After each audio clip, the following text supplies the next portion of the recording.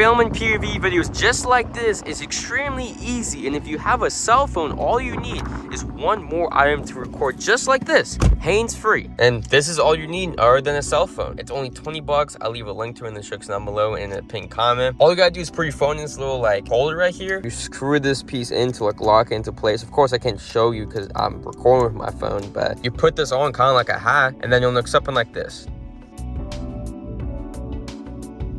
So to get an angle just like this, you need to use the 0.5 lens on your camera. If you use just the normal one, it'll look like this.